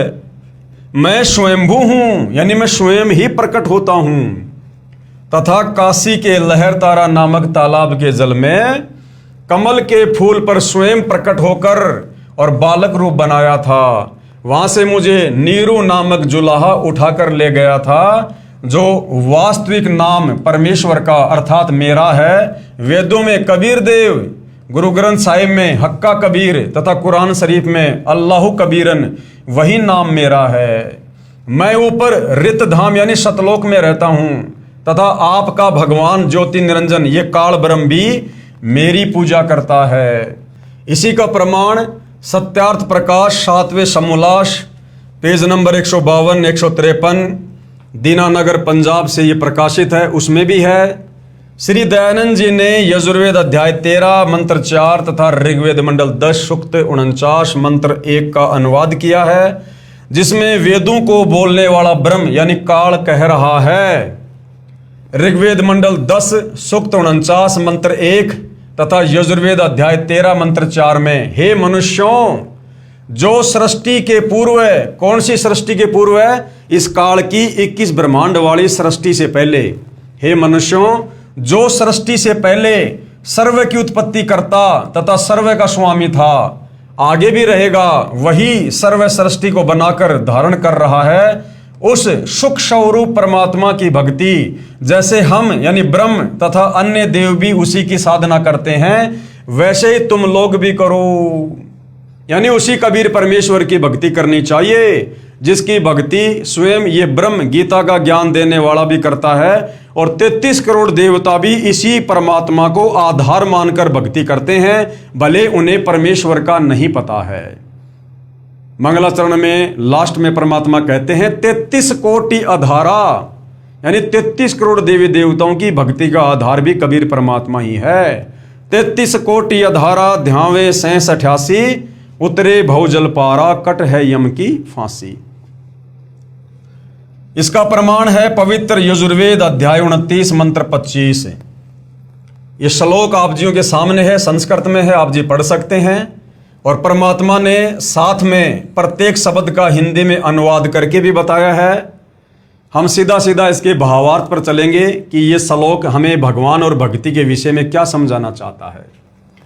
जिस समय भगत समाज को शास्त्र विधि त्याग कर मनमाना आचरण कराया जा रहा होता है, यानी काल प्रेरणा से जिस समय भगत समाज को नकली संतों के द्वारा शास्त्रों के विरुद्ध मनमानी भक्ति करवाई जा रही होती है, उस समय कबीर देव यानी कबीर परमेश्वर तत्व ज्ञान को प्रकट करता है। जैसे वर्तमान में इस कलयुग में विशेषकर शास्त्रों के विरुद्ध ही पूरे संसार में भक्ति हो रही है। सतयुग त्रेता द्वापर तक तो वेदों के अनुसार भक्ति होती थी, इतना मनमाना आचरण नहीं था, लेकिन इस कलयुग में मनमाना आचरण ही चल रहा है। तो अपने विधान अनुसार कि जिस समय भगत समाज को शास्त्रों के विरुद्ध भक्ति करवाई जा रही होती है, उस समय कबीर परमात्मा सतलोक से चलकर पृथ्वी पर प्रकट होकर अपने तत्व ज्ञान को प्रकट करता है। जैसे आज सतगुरु रामपाल जी सन 1994 से अपने यथार्थ 13वें कबीर पंथ की शुरुआत करके उसी तत्व ज्ञान का प्रचार प्रसार कर रहे हैं। आगे प्रमाण है पवित्र सामवेद संख्या 1400 में, संख्या नंबर 359, सामवेद अध्याय नंबर 4 के खंड नंबर 25 का श्लोक नंबर 8। ये श्लोक आप जियों के सामने है। पूरा बिंदु युर्वा कबीर अमित ओजा अजायत इंदो विश्वस्य कर्मणो धरता व्रजी पृष्ठुत। यहां पर कबीर परमेश्वर जी ने प्रत्येक शब्द का हिंदी में अनुवाद भी किया हुआ है। जो लोग थोड़ी बहुत संस्कृत जानते हैं वो अच्छे से देख सकते हैं। हम सीधा सीधा इसके भावार्थ पर चलेंगे कि यह श्लोक हमें क्या समझा रहा है। भावार्थ, जो कबीर देव यानी कबीर परमेश्वर तत्व ज्ञान लेकर संसार में आता है, वह सर्वशक्तिमान है तथा काल यानी ब्रह्म के कर्म रूपी किले को तोड़ने वाला है। यानी इस काल ने हमारे ऊपर जो ये दुनिया भर के कर्म बंधन लगा रखे हैं, इन कर्म बंधनों को वो कबीर परमात्मा जब तत्व ज्ञान लेकर तत्वदर्शी संत की भूमिका करता है, तो अपनी सत भक्ति से इस काल के इन कर्म रूपी इस किले को तोड़ने वाला है। वह सर्व सुखदाता है तथा सर्व के पूजा करने योग्य है। यानी सबने पूरी पृथ्वी पर उस समय इस कबीर परमात्मा की ही पूजा भक्ति करनी चाहिए। संख्या नंबर 1400 सामवेद उतारचिक अध्याय नंबर 12 खंड नंबर 3 श्लोक नंबर 5। ये श्लोक आप जियों के सामने है। भद्रा वस्त्रा समन्या वशानो महान कबीर वचनानी शंशन आ वचस्व चंबो पुयमानो विचक्षणो जाग्रवी देवीरतो। ये आप जी देख सकते हैं भाई और बहनों, ये श्लोक आप जियों के सामने है और प्रत्येक शब्द का गुरुदेव ने यहाँ हिंदी में अनुवाद भी किया है। हम सीधा सीधा इसके भावार्थ पर जाएंगे कि भावार्थ के माध्यम से गुरुदेव हमें क्या समझाना चाहते हैं। शास्त्र विधि विरुद्ध साधना यानी धर्म ग्रंथों के विरुद्ध साधना रूपी मवाद अर्थात घातक साधना पर आधारित भगत समाज को कबीर देव यानी कबीर परमेश्वर तत्व ज्ञान समझाने के लिए यहाँ संसार में प्रकट होता है। उस समय अपने तेजोमय शरीर पर अन्य शरीर रूपी वस्त्र हल्के तेज का पहनकर आता है, क्योंकि परमेश्वर के वास्तविक तेजोमय शरीर को चरम दृष्टि से नहीं देखा जा सकता। कुछ दिन आम व्यक्ति जैसा जीवन जीकर लीला करता है तथा परमेश्वर को यानी अपने को पाने वाले ज्ञान को उजागर करता है, यानी तत्व ज्ञान बताता है। ऋग्वेद मंडल 9 सूक्त 96 मंत्र 17। शिशु जज्ञानम हरियंत मर्जंती शुभंती वही मरुतो गणेन कवीर गिरभी काव्यना कवि संत सोम पवित्र मैतेजी रेभन। ये श्लोक आप जियों के सामने है। यहाँ गुरुदेव ने प्रत्येक शब्द का हिंदी में अनुवाद भी किया हुआ है ताकि समझने में आसानी रहे। हम सीधा इसके भावार्थ पर चलते हैं कि ये श्लोक हमें क्या समझा रहा है। भावार्थ, ऋग्वेद मंडल 9 सूक्त 96 मंत्र 16 में कहा है कि आओ पूर्ण परमात्मा के वास्तविक नाम को जाने, कि वो पूर्ण परमात्मा कौन है, सारी सृष्टि का रचयिता कौन है, उसके नाम को जानते हैं। इस मंत्र 17 में उस परमात्मा का नाम व परिपूर्ण परिचय दिया है कि परमेश्वर का क्या नाम है, जिस परमात्मा को निराकार कहकर हमारे नादान धर्म गुरुओं ने ठंडे बस्ते में डाल रखा था, हमें भक्ति और भगवान से दूर कर रखा था, जबकि हमारे पवित्र वेद उस परमेश्वर का नाम तक बता रहे हैं। वेद बोलने वाला ब्रह्म कह रहा है कि पूर्ण परमात्मा विलक्षण मनुष्य के बच्चे के रूप में प्रकट होकर कबीर देव अपने वास्तविक ज्ञान को अपनी कबीर वाणी के द्वारा निर्मल ज्ञान अपने हंस आत्माओं अर्थात पुण्यात्माओं यानी अनुयायियों को कविताओं लोकोक्तियों के द्वारा संबोधन करके अर्थात उच्चारण करके वर्णन करता है। जैसे चारों युगों में कबीर परमेश्वर ने किया। सतयुग में सत सुकृत ऋषि के नाम से, त्रेता में मुनिंदर ऋषि के नाम से, द्वापर में करुणामय ऋषि के नाम से और कलयुग में कबीर नाम से। और एक विलक्षण बच्चे के रूप में प्रकट हुए, यानी सतलोक से चलकर कमल के फूल पर प्रकट हुए और फिर अपनी हंस आत्माओं को, अपने भक्तों को उस तत्व ज्ञान को कविताओं के माध्यम से बोल बोल कर उच्चारण करके लोकोक्तियों के द्वारा संबोधन करके अर्थात उच्चारण करके वर्णन किया। इस तत्व ज्ञान के अभाव से उस समय प्रकट परमात्मा को ना पहचान कर केवल ऋषि व संत या कवि मान लेते हैं। जैसे इस तत्व ज्ञान के अभाव में लोगों ने कबीर जी को केवल एक कवि मान लिया और हम क्या सुनते आए थे कि कबीर जी तो कवि थे, कवि, क्योंकि उनकी कविताओं को हमारे पाठ्यक्रम में शामिल किया गया था कि बड़ा भया तो क्या भया जैसे पेड़ खजूर, पंछी को छाया नहीं फल लागे अति दूर।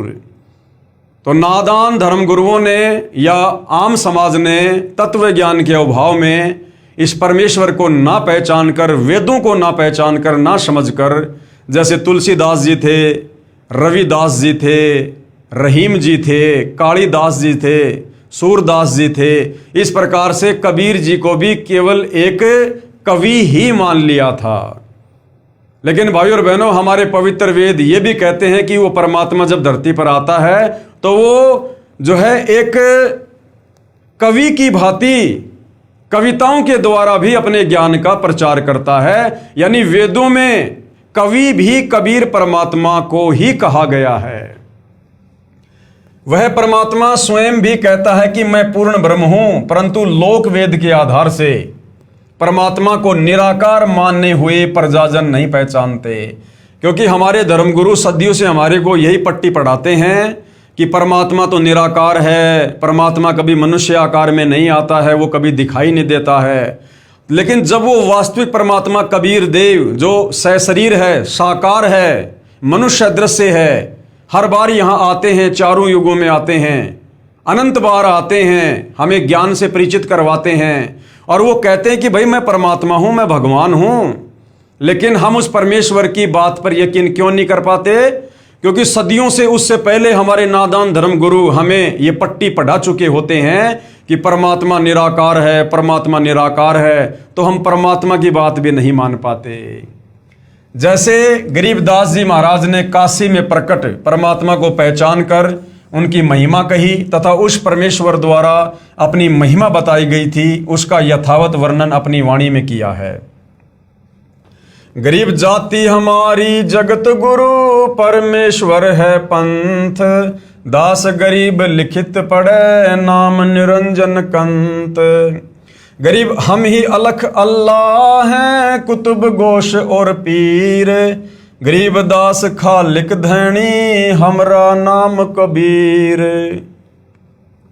गरीब ए स्वामी सृष्टा में, सृष्टि हमारे तीर, दास गरीब अधर बसों, अविगत सत्य कबीर। परमात्मा जी जब भी आए कहा करते थे कि मैं परमात्मा हूं भाई, लेकिन हम नादान धर्म गुरुओं के द्वारा फैलाए गए अज्ञान के अंधेरे में परमेश्वर की बातों पर यकीन नहीं कर पाए और मोक्ष से वंचित रहे। इतना स्पष्ट करने पर भी उसे कवि या संत, भगत या जुलाहा कहते हैं, परंतु वह पूर्ण परमात्मा ही होता है। उसका वास्तविक नाम कबीर देव है। वह स्वयं सत्य पुरुष कबीर ही ऋषि या संत रूप में होता है, जैसे आज संत रूप में सतगुरु रामपाल जी हैं। परंतु तत्व ज्ञानहीन ऋषियों व संतों, गुरुओं के अज्ञान सिद्धांत के आधार पर आधारित प्रजा उस समय अतिथि रूप में प्रकट परमात्मा को नहीं पहचानते, क्योंकि उन अज्ञानी ऋषियों, संतों व गुरुओं में परमात्मा को निराकार बताया होता है। ऋग्वेद मंडल 9 सूक्त 96 मंत्र 18 क्या कह रहा है, ये श्लोक आप जियों के सामने है। परमेश्वर ने प्रत्येक शब्द का हिंदी में अनुवाद भी किया है, आप जी पढ़ सकते हैं। हम सीधा इसके भावार्थ पर चलते हैं। भावार्थ, मंत्र 17 में कहा है कि कबीर देव यानी कबीर भगवान शिशु रूप धारण कर लेता है, यानी छोटे बच्चे का रूप धारण कर लेता है, लीला करता हुआ बड़ा होता है। कविताओं द्वारा तत्व ज्ञान वर्णन करने के कारण कवि की पदवी प्राप्त करता है, अर्थात उसे ऋषि, संत व कवि कहने लग जाते हैं। वास्तव में वह पूर्ण परमात्मा कबीर ही है। उसके द्वारा रची अमृतवाणी कबीर वाणी कही जाती है, जो भक्तों के लिए स्वर्ग तुल्य सुखदायी होती है। वही परमात्मा तीसरे मुक्ति धाम अर्थात सतलोक की स्थापना करके एक गुंबद अर्थात गुम्मज में सिंहासन पर तेजोमय मानव सदृश से शरीर में आकार में विराजमान है। अब बताओ, हमारे वेद कितना अच्छे से स्पष्टीकरण दे रहे हैं, कितना सुंदर समर्थन कर रहे हैं परमात्मा के होने का, कि वो परमात्मा तीसरे धाम रित धाम सतलोक में रहता है और मनुष्य आकार में है, तेजों में शरीर में है, और वहां से गति करके इस पृथ्वी पर आता है। परमात्मा चाहने वाली अच्छी आत्माओं को मिलता है। इस मंत्र में तीसरा धाम सतलोक को कहा है। जैसे एक धाम है, ये ब्रह्म जो है काल, एक ब्रह्म का लोक जो है ये 21 ब्रह्मांड का क्षेत्र, इसको एक धाम कहा है।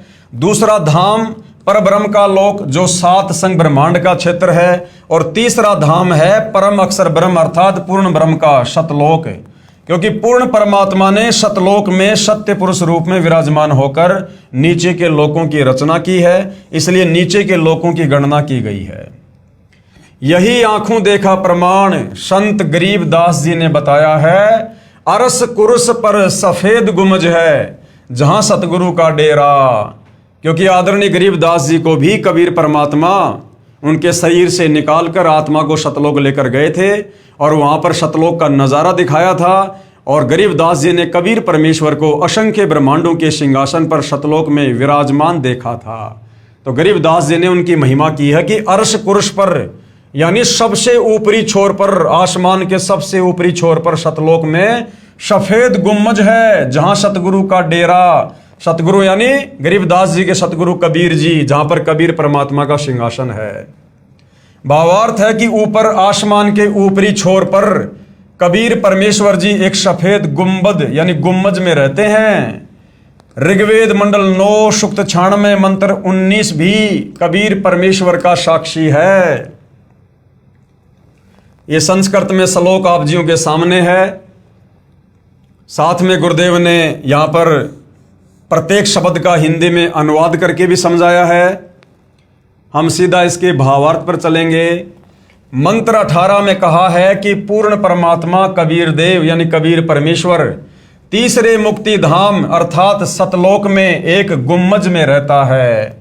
इस मंत्र 19 में कहा है कि अत्यधिक सफेद रंग वाला पूर्ण प्रभु जो कामधेनु की तरह सर्व मनोकामना पूर्ण करने वाला है, वही वास्तव में सर्व का पालन करता है। वही कबीर देव जो मृत लोक में यानी पृथ्वी पर शिशु रूप धारण करके आता है, वही जैसे दूध से दही बनाने की विधि होती है, ऐसे पूर्ण मोक्ष प्राप्त करने की शास्त्र विधि अनुसार साधना बताकर पूर्ण मोक्ष रूपी दही प्रदान करने वाला है।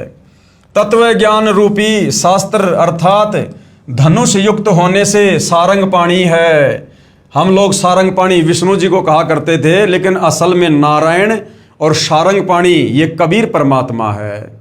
विष्णु जी तो धनुष धारण करते हैं, लेकिन कबीर परमात्मा तत्व ज्ञान रूपी धनुष धारण करता है, जिस कारण से वास्तविक सारंग पाणी कौन है? कबीर परमेश्वर। तथा जैसे समुद्र सर्व जल का स्रोत है, वैसे ही पूर्ण परमात्मा से सर्व की उत्पत्ति हुई है।